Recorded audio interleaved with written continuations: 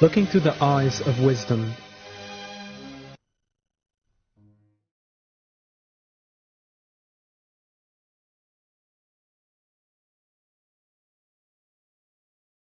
You have just come back from a long vacation. Your home has been equipped with new furnishings in a highly regular and perfect manner. Every detail has been considered. You will of course be greatly astonished and affected by such an occurrence.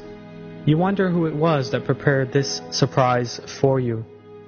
You cannot fail to react to such an extraordinary surprise. You realize that someone has consciously planned and arranged everything.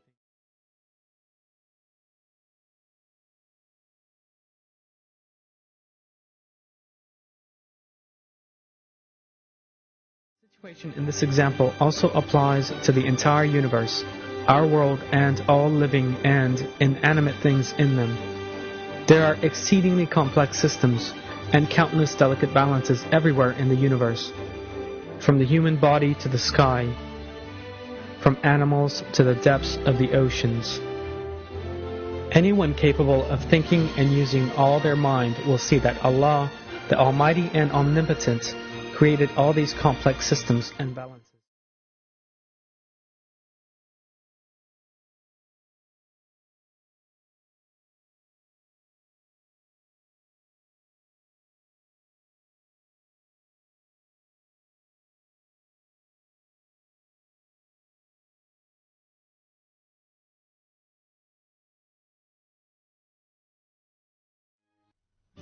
The brightly colored and wondrously perfumed flowers.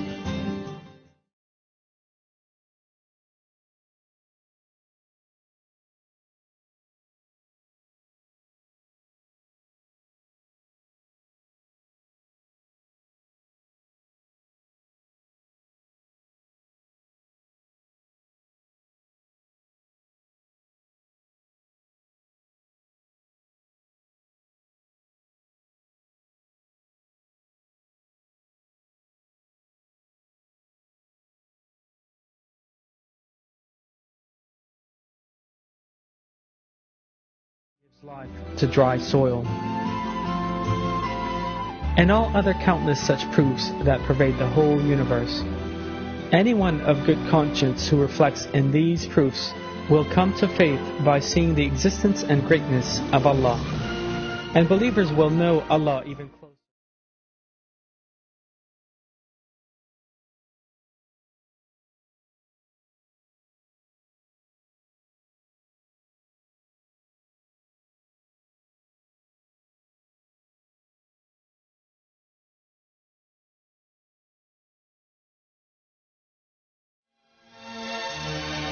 Signs leading to faith in the Quran.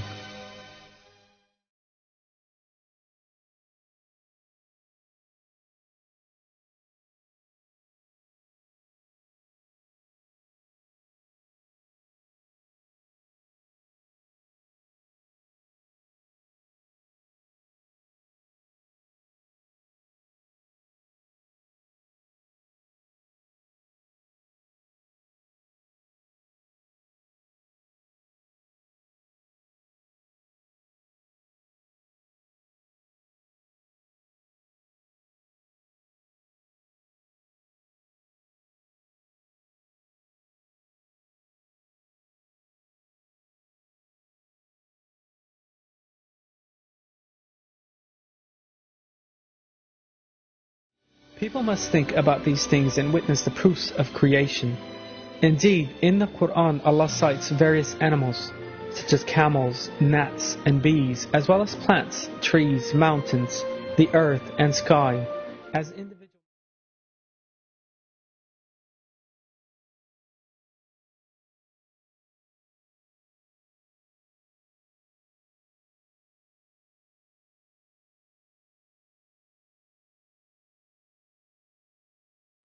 I seek refuge in Allah from the accursed Satan. Have they not looked at the camel, how it was created, and at the sky, how it was raised up, and at the mountains, how they were embedded, and at the earth, how it was smoothed out? Allah is not ashamed to make an example of a gnat, or of an even smaller thing, As for those who believe, they know it is the truth from their Lord. But as for those who are unbelievers, they say, "What does Allah mean by this example? He misguides many by it and guides many by it. But He only misguides the deviators." Your Lord revealed to the bees, "Build dwellings in the mountains and the trees, and also in structures which men erect. Then eat from every kind of fruit and travel the paths of your Lord, which have been made easy for you to follow. From inside them comes a drink of varying colors, containing healing for mankind. There is certainly a sign in that for people who reflect."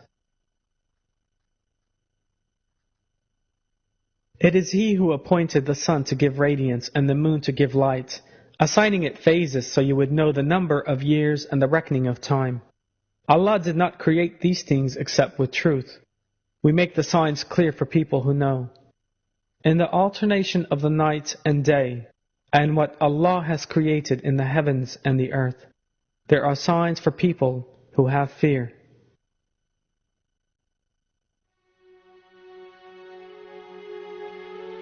For anyone thinking in the light of his conscience, these signs leading to faith emphasized in the Quran are very important means of comprehending the existence of Allah, signs that draw one closer to Him. The evidence revealing the existence and omnipotence of Allah can be found everywhere we live. Everything we encounter is a message sent to us by our Lord that we have to read in spiritual terms.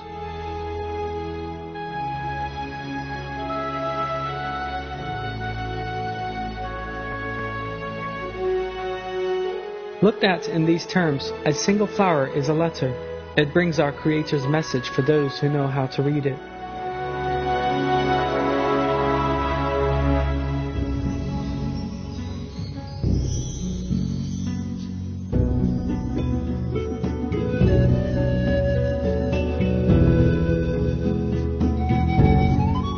Some signs leading to faith also prove that the Quran is the true book.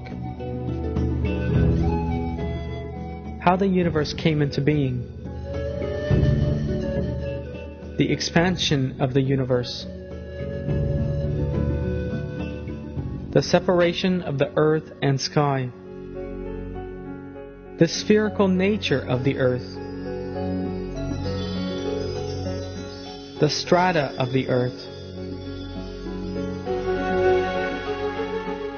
Orbits and the revolving universe. The measure in rain.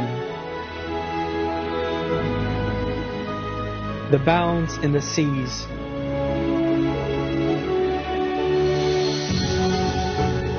Nobody knew about any of these things at the time the Quran was revealed. But the fact that they are set out in the verses of the Quran is a significant truth, once again showing that the Quran is the word of Allah.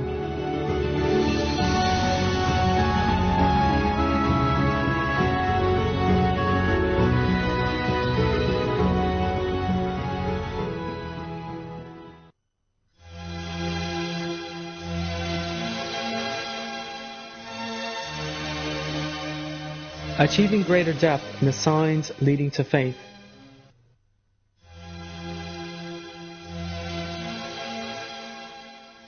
Allah tells us in the verses of the Quran that the signs leading to faith have a great meaning for people able to think.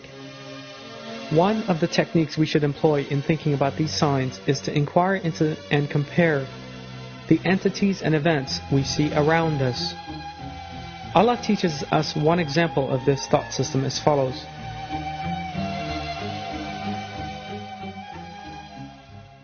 I seek refuge in Allah from the accursed Satan. Have you thought about the water that you drink? Is it you who sent it down from the clouds, or are we the sender? If we wished, we could have made it bitter, so will you not give thanks?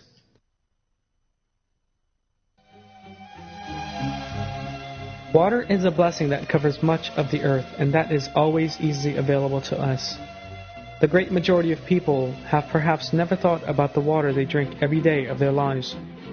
They regard the existence of water, and in a form completely appropriate to our needs, as something very natural and ordinary, not requiring any reflection at all.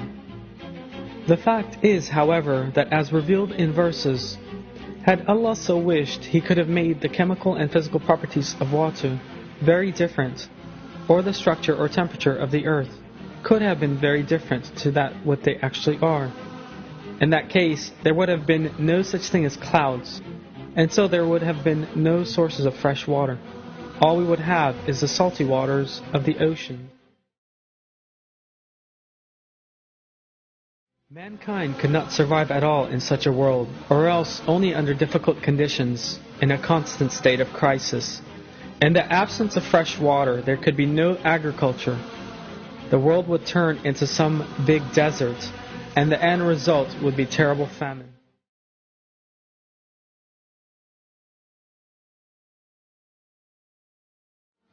But Allah has given us fresh water and has placed them all in regions of the world. Of course we must give thanks to Allah in the face of this. This example of water, of course, also applies to all the natural entities, living things, and events all around us.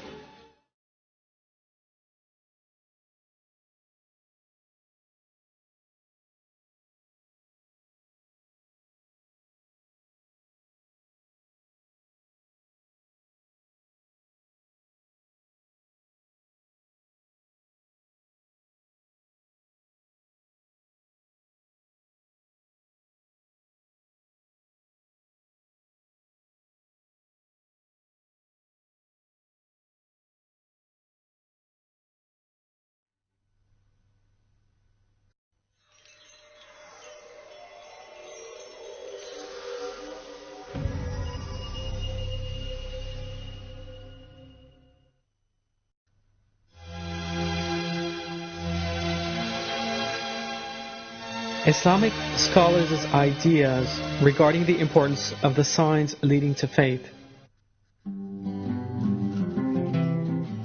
One important source showing us the importance of the signs leading to faith and how they should be interpreted is the works of the great Islamic scholars, both past and present. These guides, who lived in complete harmony with the Quran and the Sunnah, attached great importance to the investigation of the signs leading to faith and to reflection upon them, and always emphasized these signs in their works.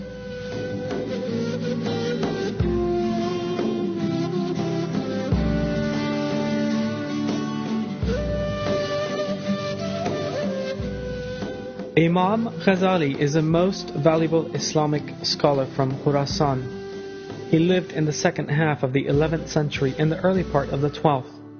He is regarded as the Mujaddid of his day.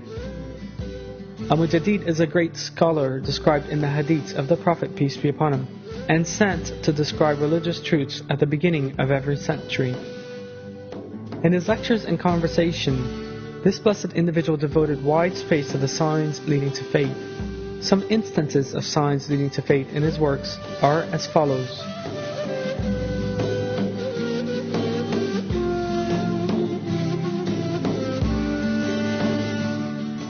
Man who is created from a drop of water is one of Allah's signs.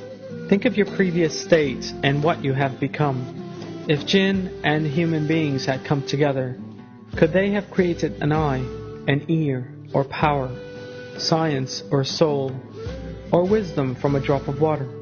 Could they have created bones, veins, nerves, skin, or hair? Look at what Allah has bestowed and His grandeur, that glorious power and His purpose, and how they embrace human beings. It is a wonder that someone who admires a work of art thinks about the artist's talents and expresses his glorious artistry and skills. However, they do not think of Allah's artistry and purpose when they look at this magnificent universe and what has been created.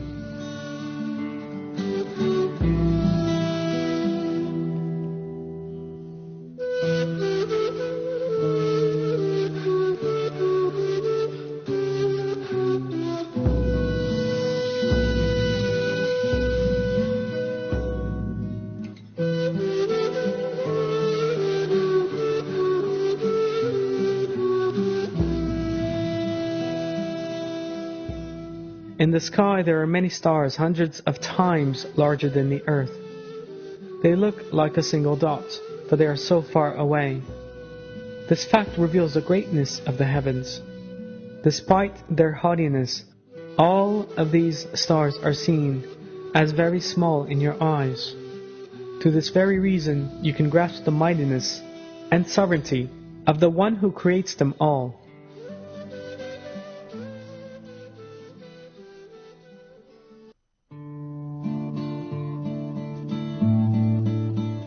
Abu Hanifa, an absolute mujtahid, is one of our most blessed scholars, known among the Muslims of his time as the Imam al-Azam, or the Great Imam. He served as Imam to all Muslims and strove throughout his life to preach the moral values of Islam and tell people about Allah's commandments. A dialogue between this great Imam and someone who had no faith in Allah is most instructive.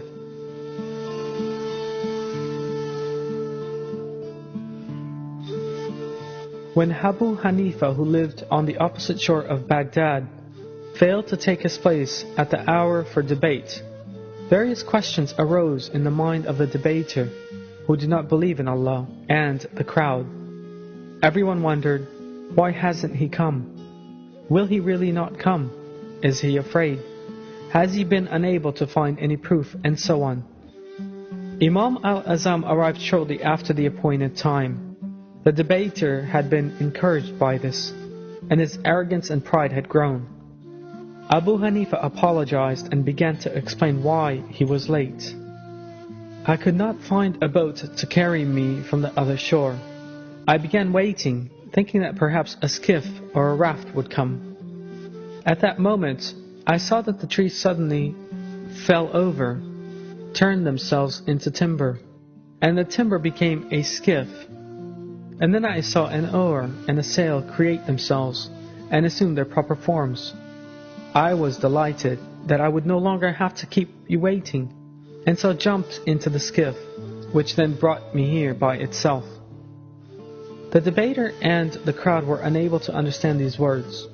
The debater, who believed that everything was created by nature, said that it was impossible for such an event to take place, which was just what Imam al-Azam had been expecting. Smiling, he replied, "How can you accept that a tiny skiff cannot come into being of its own accord, without a builder and an artist? And yet you still believe that this magnificent universe could have come into being of its own accord, without a maker or a creator? The universe is the work of God, not of itself. There is no need to initiate a debate and dispute when all this is so apparent."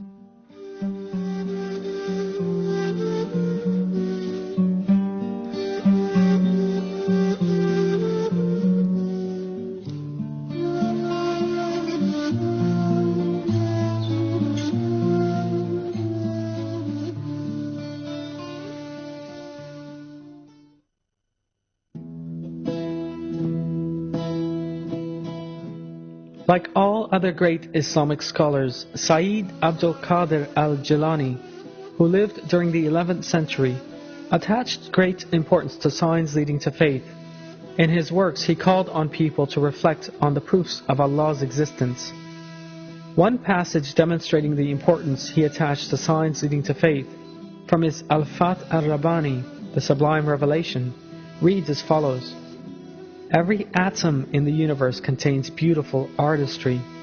Each of these beautiful arts are proofs that demonstrate His existence, and everyone who adheres to them can reach Allah. Think deeply. As your thoughts deepen, you will rise and grow."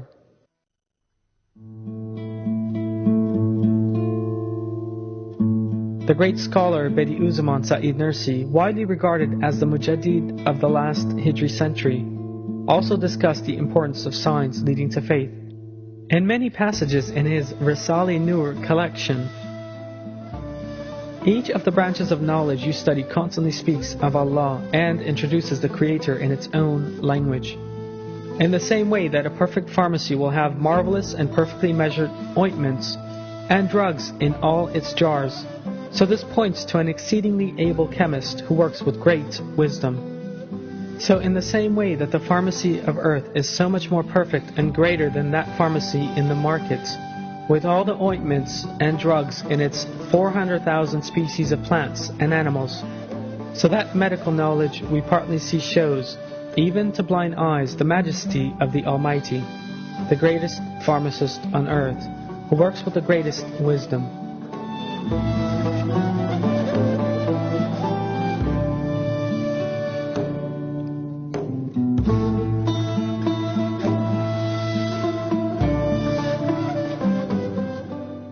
I at once looked and saw that innumerable birds and flies, which are miniature birds, and innumerable animals, and boundless plants and trees were, like me, reciting through the tongue of disposition, "For us, Allah suffices, and He is the best disposer of affairs."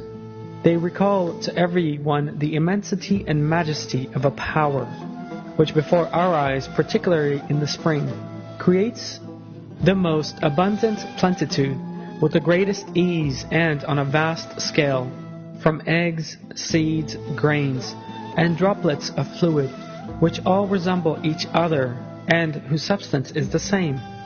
The hundreds of thousands of species of birds, the hundreds of thousands of sorts of animals, the hundreds of thousands of types of plants, and the hundreds of thousands of varieties of trees, without error, defect, or confusion, in adorned, balanced, well-ordered fashion, and in forms all different from one another, through their being made in this way together, one within the other and resembling each other in the same way, they demonstrate to us His unity and oneness.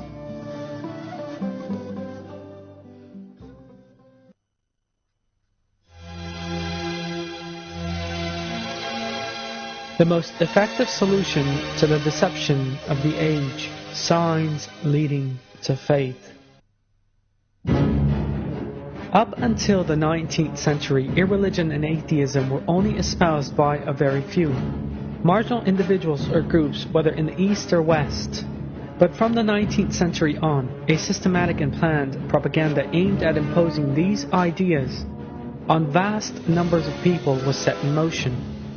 Those who carried out that propaganda, which is still being propagated, were circles who espoused a materialist ideology and worldview.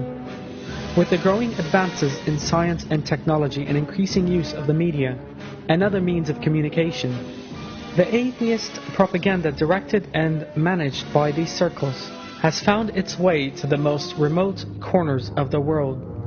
The most effective solution to the greatest deception of our day is for people to be told of the signs leading to faith.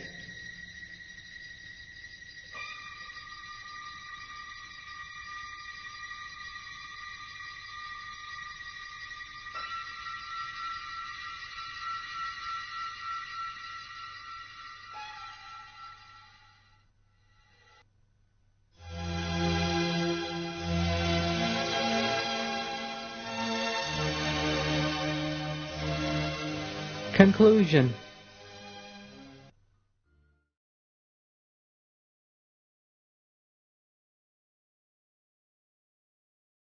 Leading to faith is not left up to our own desires, but is commanded in the Quran. For that reason, reflecting on the signs leading to faith that fill the entire universe represents a constant act of worship.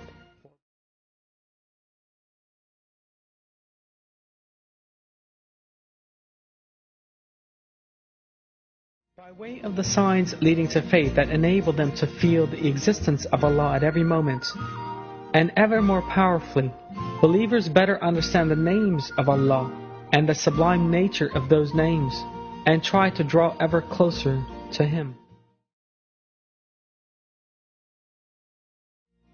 Unbelievers, on the other hand, turn their backs on the evident proofs of Allah's existence out of a state of heedlessness caused by a lack of awareness and ignorance. Such people are described as follows in the Quran. I seek refuge in Allah from the accursed Satan. But as for those who are unbelievers and deny our signs, they are the companions of the fire, remaining in it timelessly forever. What an evil destination!